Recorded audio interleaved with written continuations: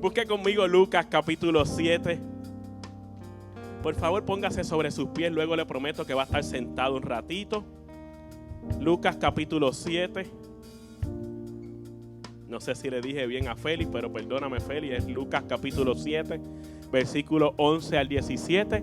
Lo tenemos también en las pantallas, pero es bueno que usted traiga su Biblia, ya sea digital en su celular, ya sea impresa. Venga y traiga la palabra de Dios, porque es bueno que usted pueda leer la palabra y declararla en el nombre de Jesús. Amén. Lucas capítulo 7, versículo 11 al 17. El que lo tenga me dice ya, aleluya, aleluya. Aconteció después que él iba a la ciudad que se llamaba ¿cómo? E iban con él muchos de sus discípulos y una gran multitud. Y llegó cerca de la puerta de la ciudad. He aquí que llevaban a enterrar a un difunto, hijo que de su madre, la cual era que, y había con ella mucha gente de la ciudad. Y cuando el Señor la vio, se compadeció de ella y le dijo que no llores. Acercándose, tocó el féretro y los que lo llevaban se detuvieron. Y dijo al joven: a ti te digo, levántate. Entonces se incorporó el que había muerto y comenzó a ¿qué? Y lo dio a su madre. Y todos tuvieron miedo y glorificaron a Dios diciendo: un gran profeta se ha levantado entre nosotros y Dios ha visitado a su pueblo. Y se extendió la fama de él por toda Judea y por toda la región y alrededor. Cierre sus ojos, vamos a orar. Padre, gracias por tu presencia. Gracias por tu gran amor. Gracias por tu paz. Yo te pido, Dios, Señor, que tú nos bendigas a través de tu palabra, porque ya tu palabra es bendecida, Dios. Glorifícate, Señor. Trae transformación, trae renovación de mente. Señor, donde hay dolor, cámbialo, Señor, por alegría. Donde hay incertidumbre, cámbialo por paz. Donde hay tormentas, cámbialo, Señor, por sosiego de parte tuya. Yo te pido, Dios mío, Señor, que tú me uses como instrumento en tus manos. Yo no me llevo toda gloria. Es muy pesada esa gloria para yo cargarla, pero tú te mereces toda la gloria y la honra, Dios. Yo solo soy el sirviente, Señor, que sirve la comida. Y estos son tus hijos, Señor, donde tu comida será depositada en buen terreno, que dará fruto, Señor, al 30, al 60. Pero yo espero, Señor, en tu nombre, Señor, que todos demos fruto al 100. En el nombre de Jesús, Señor. Amén y amén. Siéntese con un aplauso fuerte al Rey. En sus marcas, listo y fuera. Mire, si hay algo que tenemos que tener presente es que las palabras describen nuestro estado de ánimo. Si hay algo que es necesario entender es que hay palabras que describen nuestras situaciones de vida que podemos estar experimentando en el proceso. Hay palabras que describen nuestra felicidad. Hay palabras que describen nuestras frustraciones, nuestro dolor, nuestra desesperanza en el proceso. Hay palabras que describen por donde nosotros hemos estado atravesando en el camino. Una de las palabras que podemos determinar para este día es que cuando nosotros hablamos de una persona que ha pasado por un dolor o una pérdida, como es la cuestión de perder un padre, ¿cómo se le llama a esa persona? Se le llama huérfano. Si tú pierdes una madre o un padre, hay una palabra que describe el dolor que puede sentir esa persona cuando pierde una madre y un padre. Es huérfano de padre, es huérfano de madre o es huérfano de ambos, pero sigue teniendo una palabra que describe ese dolor. La Real Academia Española estableció estas palabras para poder determinar y poder conmemorar ese dolor o esa persona que estuvo en tu vida que ya no lo está. En el caso de los padres, pues es un huérfano. ¿Qué está diciendo? ¿Está diciendo un insulto? No. Está conmemorando, según la Real Academia Española, el dolor que siente esa persona y la persona que estuvo en su vida que ya no lo está. Este es el caso también de un esposo o una esposa. Cuando un esposo pierde a una esposa, se le llama viudo. Cuando una esposa pierde a un esposo, se le llama viuda. Hay una palabra que describe.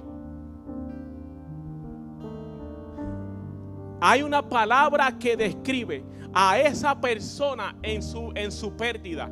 En el caso de esto se le llama viudo y viuda. Hay una viudez en el proceso que describe el dolor de esa persona. Pero a mí me llama la atención que en este momento, en el siglo XXI, con toda la tecnología que tenemos, con toda la información que está a nuestra mano al alcance de un celular, no hay una palabra en este momento que describa oficialmente la pérdida de un hijo. ¿Me está entendiendo hasta ahora? ¿Sabe? Hay un dolor. Cuando uno pierde un padre y una madre, hay un dolor que se da en el proceso, sí. Pero uno sabe que es el estado de vida, es lo común en la vida, que un hijo entierre a quién, a su padre y a su madre. En el proceso de la pérdida de un esposo y una esposa, uno sabe que en algún momento, Dios no lo quiera, uno va a perder a esa persona que estuvo, ese compañero y esa compañera de vida que estuvo todo en toda mi vida. Algún día lo voy a perder. Pero ¿qué pasa cuando el dolor es tan grande que no hay una palabra que lo describa? Mira, estuve investigando al respecto y me di cuenta que en la nación de España se está levantando un movimiento de una asociación de padres que han perdido a sus hijos a causa del cáncer. 11.720 padres han levantado su voz para que la Real Academia Española invente, cree, busque una palabra que describa y conmemore el dolor de haber perdido un hijo. Se han unido actores famosos de España, se han unido periodistas, gente conocida de España para poder hacer que esta palabra, y han inventado una palabra que todavía no es oficial, se llama huerfilio o huerfilia. Huerfilio significa un padre que ha perdido a un hijo. Esa persona es un huerfilio. Esa persona es una huerfilia. Esa es la palabra que ellos tratan de describir, pero todavía esto no es oficial. ¿A qué te quiero llevar con esto en esta introducción? Es que necesitamos entender que hay dolores que no son descriptibles. Que muchas veces nosotros estamos en procesos de nuestra vida en donde la gente no puede entender mi dolor, en donde la gente no puede entender mi frustración, en donde la gente no puede entender la amargura que yo siento en mi corazón, y a veces la tenemos que guardar, la tenemos que disimular, la tenemos que adornar un poquito porque la gente no entiende mi dolor. ¿Usted no ha pasado por eso? ¿Soy yo el único extraterrestre que ha pasado por una situación como esa? En donde hemos pasado situaciones complicadas que nos han marcado, que algunos hasta se han detenido en el proceso. Dolores que no son descriptibles. Mire, una pérdida de una persona, una violación cuando estuvo pequeño, pequeña, que nadie la conoce, pero Dios la conoce. La traición de una persona que tú amabas, que tú confiabas, que tú pensabas que iba a estar contigo siempre fiel, leal, honesto, y ahora no lo está. Es un dolor que se marca en el corazón.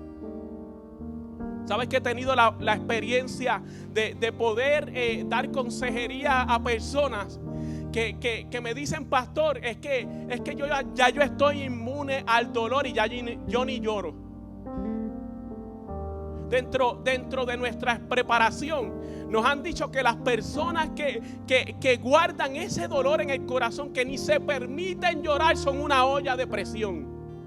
En algún momento que va a explotar. Es el dolor intenso que ni siquiera te permite llorar. ¿Sabes que hay gente que no lloran por fuera, pero en su corazón están llorando hace años? Traiciones de un pastor, traición de una persona, traición de un compañero, traición de un amigo, traición de una esposa, de un esposo, traición de una situación en donde estuve involucrada y todavía yo no me he perdonado. Estoy guardando dolores que son indescriptibles. Pero la Biblia hace provisión con eso. Pero primero, antes de yo entrar en eso, yo quiero entrar en que Dios entiende tu dolor. Lo vuelvo a explicar. Dios entiende tu dolor. ¿Sabes que hay gente, hay iglesias, hay congregaciones, hay predicadores, hay profetas, hay evangelistas, hay pastores que predican tipo Superman espiritual y Wonder Woman espiritual, que todo es una proyección, brincando, saltando, gritando en los altares, haciéndose los superhéroes espirituales, pero no entienden que hay gente que tiene tanto dolor que ni siquiera tienen la fuerza para levantar sus manos y adorar. Y la Biblia lo entiende. ¿Cuántos hemos pasado situaciones que parece que no saldremos de esa? Que parece que la cosa va de Guatemala a Guatepeor. ¿No le ha pasado? Que hemos pasado condiciones en donde no hemos podido levantarnos en el proceso, y aunque llegamos a la iglesia, y aunque algunos disimulan el levantar sus manos y adorar, llegan sin fuerza, llegan sin ánimo, llegan frustrados, llegan desanimados, llegan arrastrando los pies en su corazón. La Biblia lo enseña. Yo les quiero dejar saber que la Biblia entiende tu dolor. Es más, mire, si fuera yo no incluiría versículos bíblicos, estampas bíblicas en donde pareciera que todo es frustración. Pero como Dios se las sabe todas, Dios las incluye. Porque lo que está diciendo Dios a través de ciertos versículos de dolor es que Dios te está diciendo: yo entiendo por lo que estás pasando. Yo entiendo que estás brotando lágrimas. Yo entiendo tu frustración de las promesas que parece que no se van a cumplir. Yo entiendo que estás pasando momentos de angustia y de dolor. Escuche bien. Si no me cree a mí, créala a la Biblia. Salmo 6, versículo 3. Mi alma también está muy angustiada. Y tú, oh Señor, ¿hasta cuándo? Eso es el salmista frustrado. El Salmo 13, versículo 1. Un salmo de David. ¿Hasta cuándo, oh Señor? ¿Me olvidarás para siempre? ¿Hasta cuándo esconderás de mí tu rostro? Dice el salmista. El Salmo 35, versículo 17. ¿Hasta cuándo, Señor, estarás mirando? Rescata mi alma de sus estragos, mi única vida de los leones. Estamos hablando de un personaje bíblico, el rey David. Estamos hablando del que derrotó a Goliat. Estamos hablando del superhéroe del momento. Ni Iron Man se le pegaba en aquel tiempo. Y estamos hablando de un hombre que está pasando frustraciones en su vida por causa del dolor. Por causa de que a veces había metido la pata, por causa de que a veces había cometido errores, y en el proceso se dio cuenta que estaba lleno de amargura y de dolor. Y tal vez ahora no hay mucho amén y no hay mucho gloria a Dios. Pero lo que yo quiero que tú entiendas es que te puedo presentar al Dios que conoce tu dolor, que conoce tu frustración, que conoce tu angustia, que conoce el problema, que conoce que estás pasando necesidades, que conoce que estás pasando las frustraciones más grandes de tu vida, y Él te entiende. Aquí yo puedo ver en el capítulo 7 del versículo 8 en adelante a un Dios que, aunque yo esté pasando la pérdida más grande de mi vida, el dolor más grande de mi vida, siempre va a ser provisión. Dígale al que está a su lado: Dios hace provisión. En el versículo 13 nosotros vemos algo extraordinario. Porque nosotros vemos en el versículo 13 cómo Dios se mueve a pesar de mi dolor. Pastor, ¿cómo es esto? Porque a mí me han enseñado la teología del Wonder Woman y el Superman espiritual, como estaba hablando. Alza tus manos y Dios se mueve. Adora y Dios hace. Lee la Biblia y Dios se va a encargar de tus necesidades. Canta lo más fuerte. Sí, porque nos están enseñando un evangelio que no se compadece de mi dolor. Cuando el evangelio del reino de los cielos entiende el dolor que puedas estar pasando, la frustración que puede estar en tu corazón, y el Dios que te ve sin fuerzas te está diciendo en esta hora: te estoy dando las fuerzas necesarias para que continúes.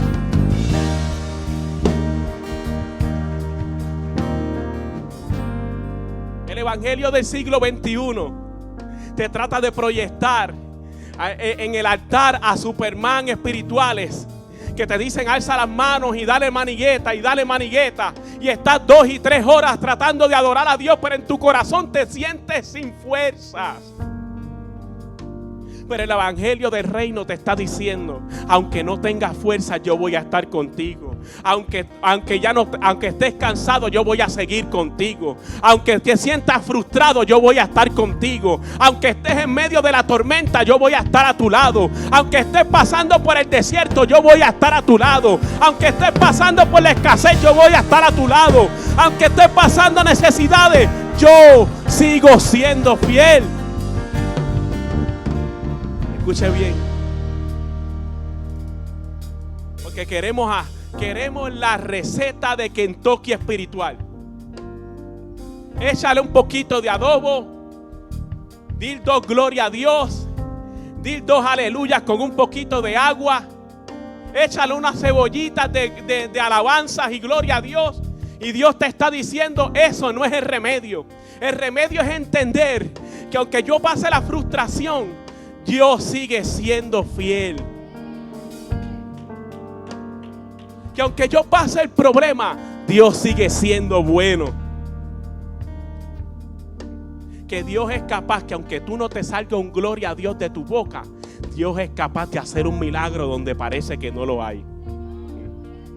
Pastor, ¿cómo es eso? Es que yo le estoy rompiendo la teología a 2 o 3 aquí. Estoy rompiendo los conceptos que nos enseñaron.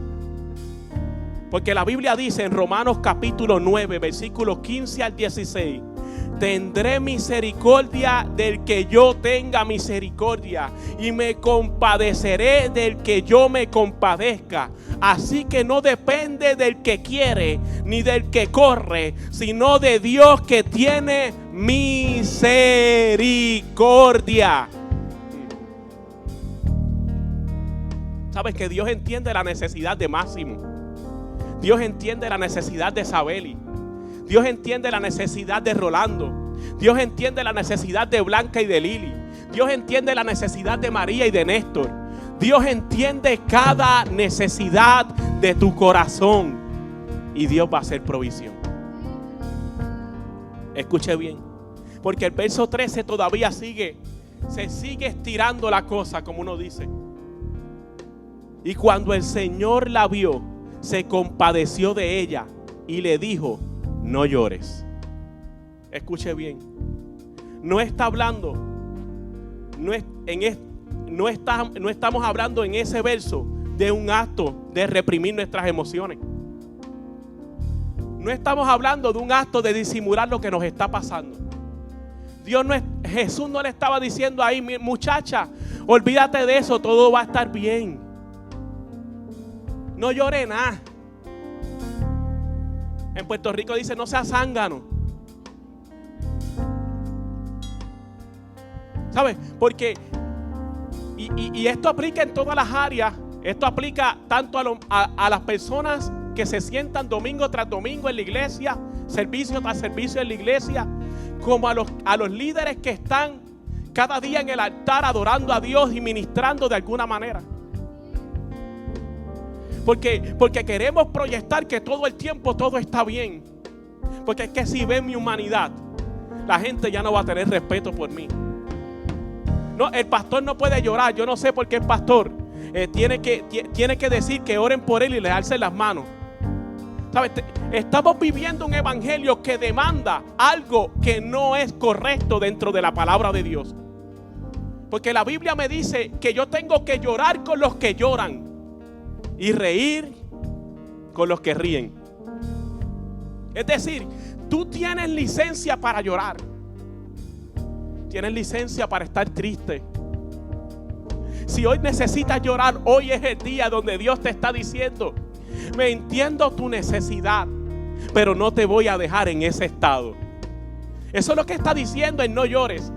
El no llores no te está diciendo reprime tus emociones, reprime tus sentimientos, disimula ante la gente para que la gente no vea lo humano que eres. No, la Biblia lo que está diciendo a través de Jesús en la expresión no llores, lo que le está diciendo a esa mujer: hoy me encargo de tus necesidades, hoy me encargo de tus tristezas, hoy me encargo de lo que está pasando en tu corazón. Y a mí me llama la atención que la parte A dice: y el Señor la vio. Porque hay gente que no va a ver tu dolor, pero Dios lo ve. Lo vuelvo a repetir. Hay gente que no va a ver tu dolor, pero Dios lo ve. Hay gente que no va a entender tu sentimiento de soledad, pero Dios la ve. O hay gente que no va a entender tu depresión, pero Dios la entiende.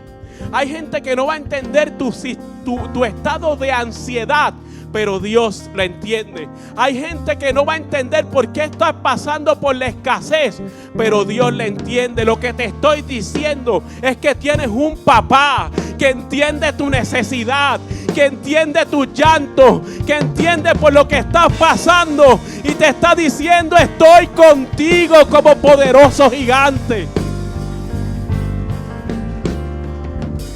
Es decir, cuando a mí se me acaban las fuerzas, todavía sigo siendo fuerte, pero soy fuerte en Cristo.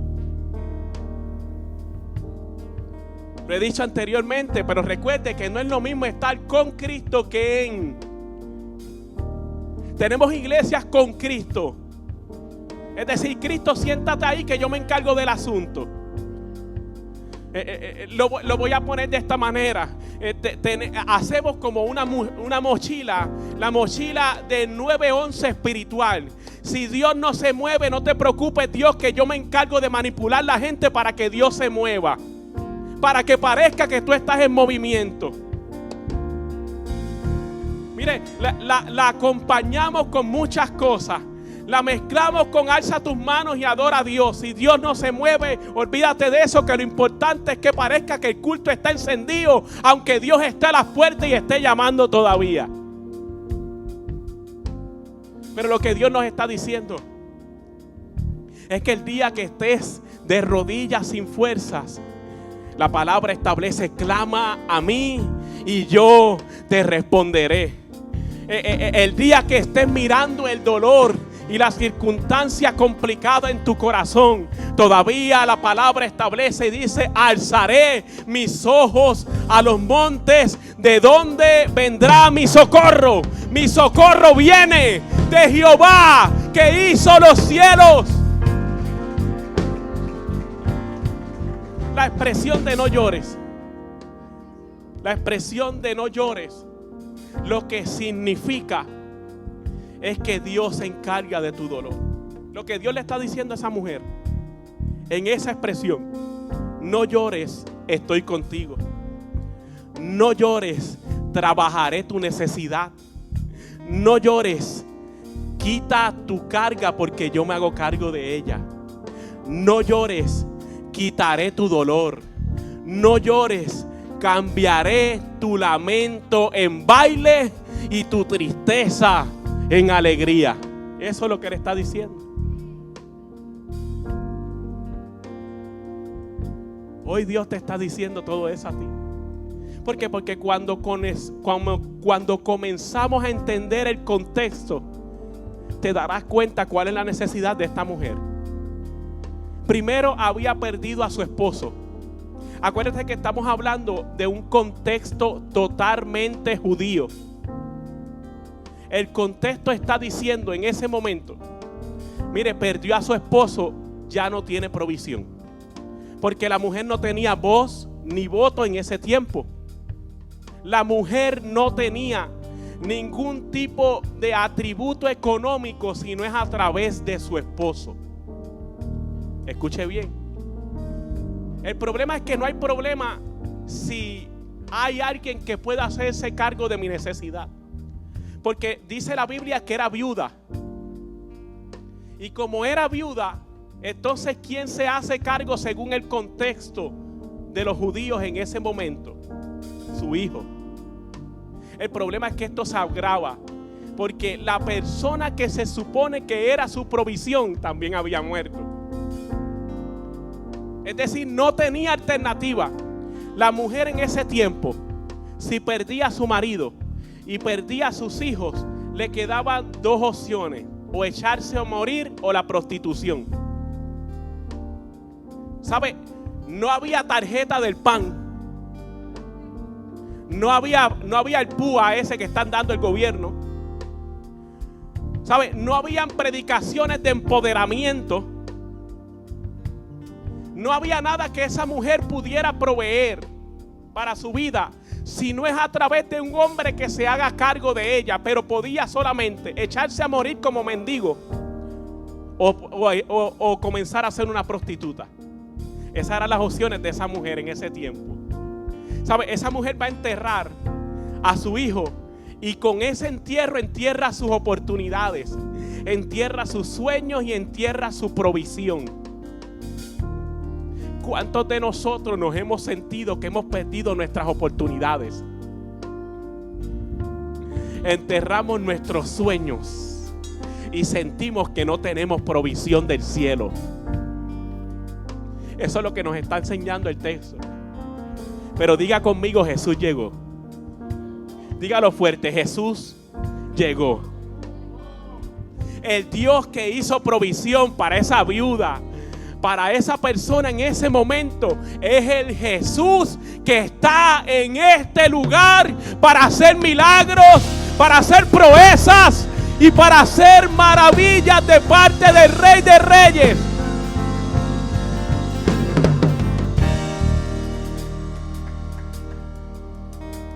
Mira, escuche bien, porque en ese momento Jesús pone a un lado la religiosidad de la época para conectarse con la necesidad de esa mujer. Pastor, ¿cómo es esto? Porque el libro de Deuteronomio establece que ningún rabino ni ningún judío podía tocar un muerto, porque automáticamente se volvía impuro. Escuche bien, los religiosos de la época tenían que estar mirando de lejito. Vamos a ver qué va a hacer este hombre, porque yo veo a un Jesús que anda con discípulos, que antes de eso había sanado el siervo del centurión y había hecho provisión para un hombre que no lo merecía porque era un gentil. Pero ahora va a hacer provisión para una mujer que no lo merece según el contexto, porque simplemente era una mujer, era la descartada de la época y no tenía por qué Dios bendecirla a ella. Y ahí nosotros vemos a un Jesús que dice la palabra en el versículo 14 en adelante, que dijo: yo voy a tocar a este joven.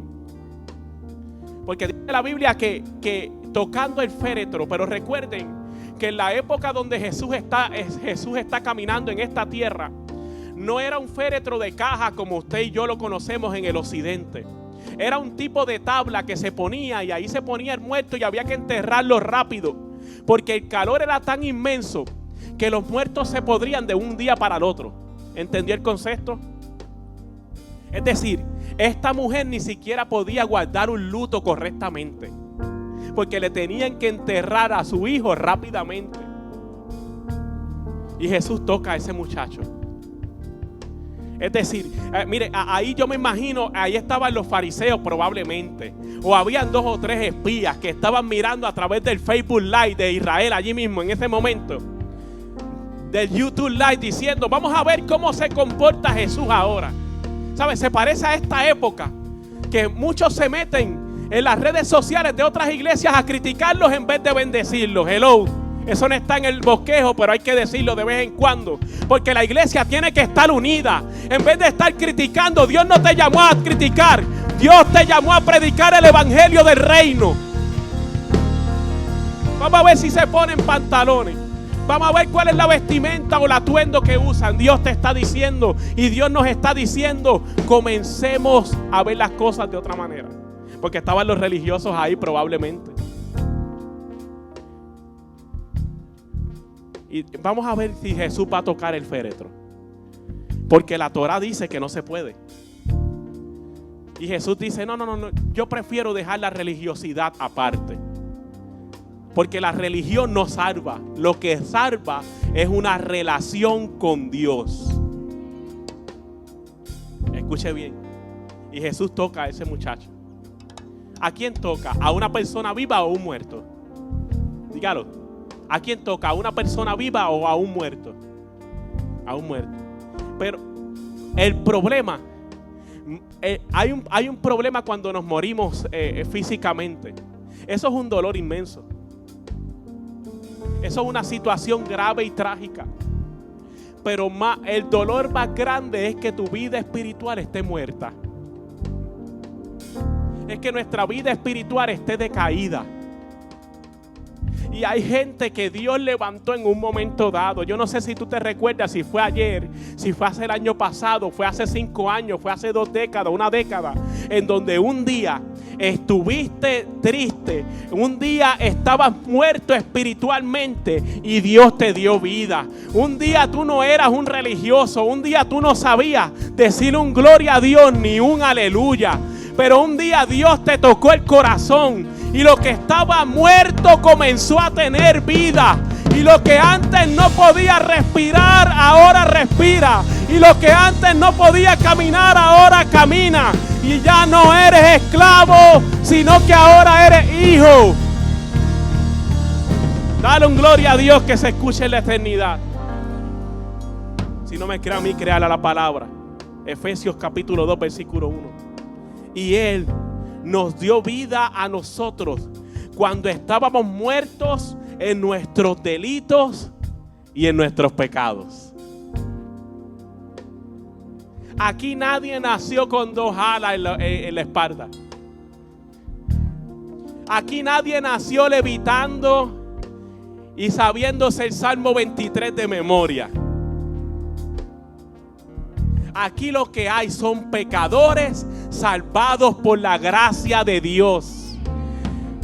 Te tengo noticias. Si eres muy religioso para señalar los defectos de los demás, te tengo noticias. Eres el más pecador. Porque lo único que hay aquí son gente que se arrodillan día a día y se arrodillan ante el Padre y le dicen: perdóname porque he pecado, necesito tu amor, necesito tu restauración y necesito que me salves.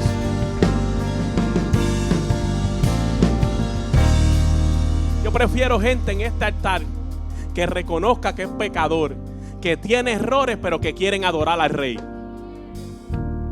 que gente muy religiosa que todo lo ven religioso.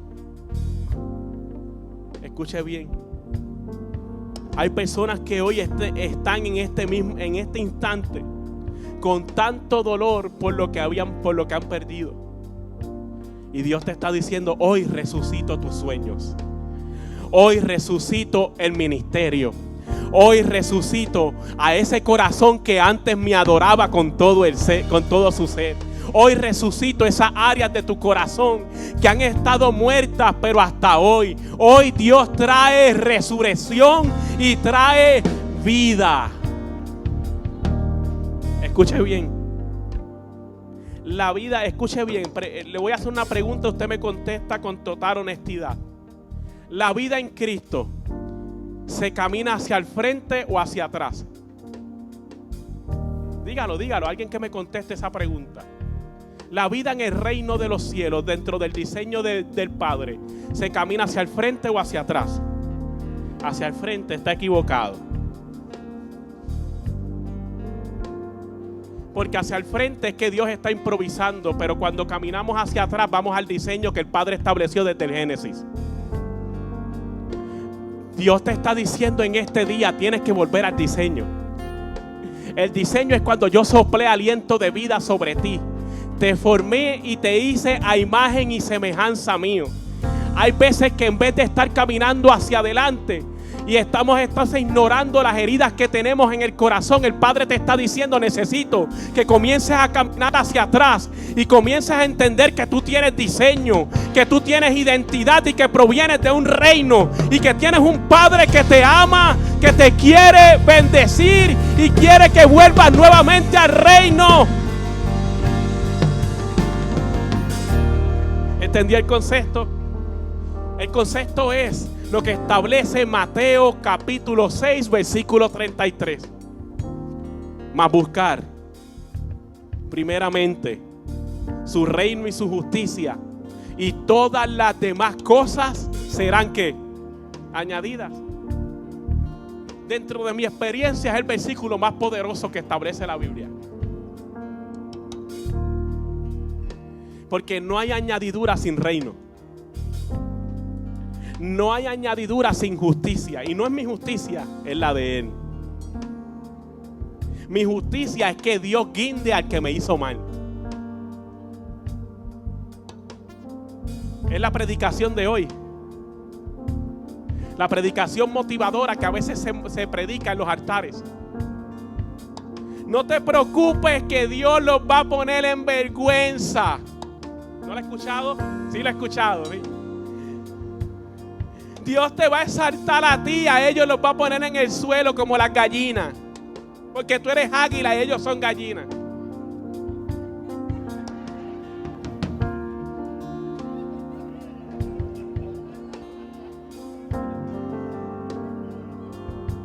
Mi amor, a la gente le gusta.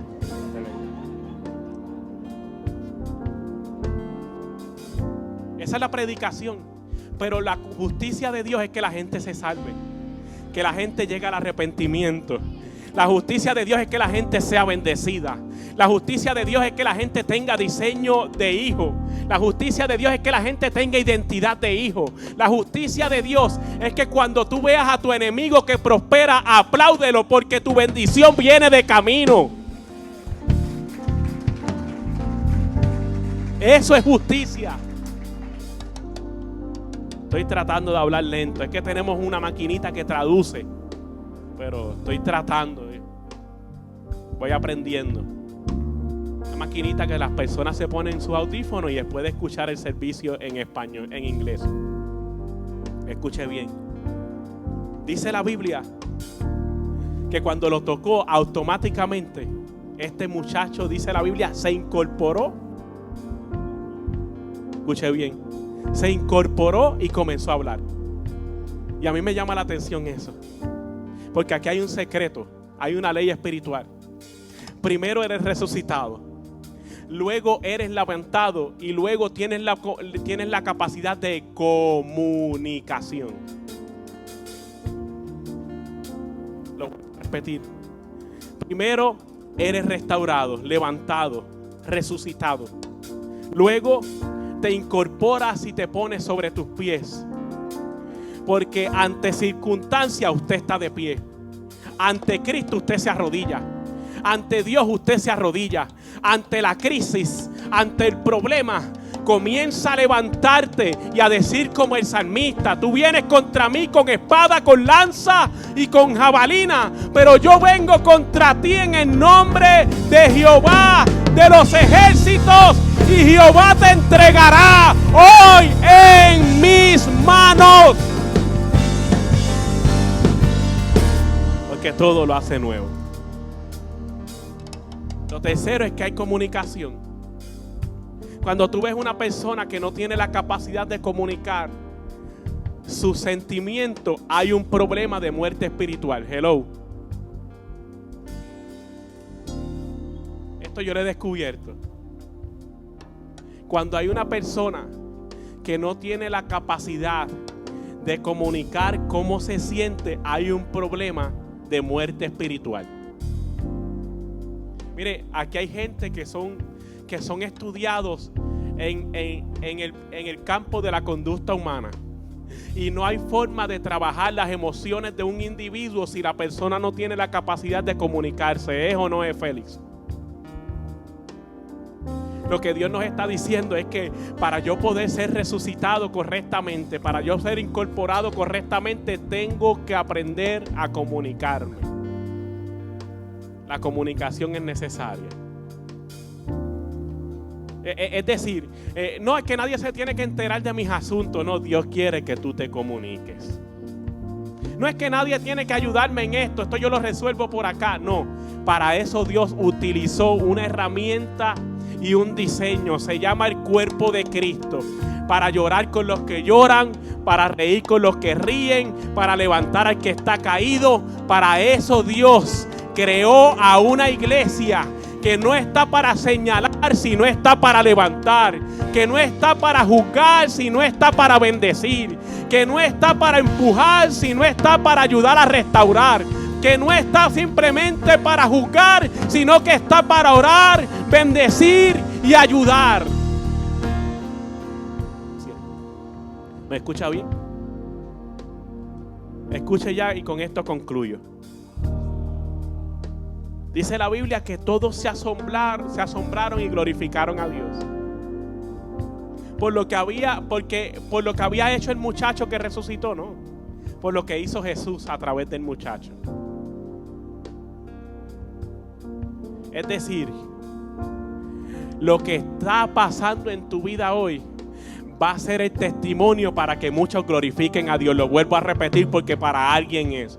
Lo que está pasando en tu vida hoy, la escasez que está pasando, el problema matrimonial que puedas estar viviendo, el problema de familia que puedas estar atravesando, el problema económico o el problema de salud que pueda estar en tu vida, cuando te has sentido solo y te has sentido sola, el dolor que puedas estar atravesando, cuando Dios te levante, cuando Dios te resucite, cuando Dios haga lo que prometió, te tengo noticias, va a ser el testimonio que Dios es capaz de levantar a lo que estaba muerto en tu vida. Ponte en pie conmigo que ya termine.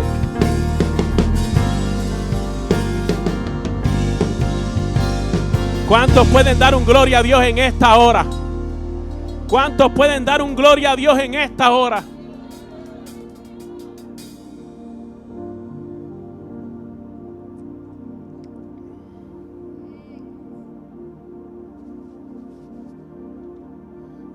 Yo creo que ya tienen algo los muchachos, pero aquí se acabó.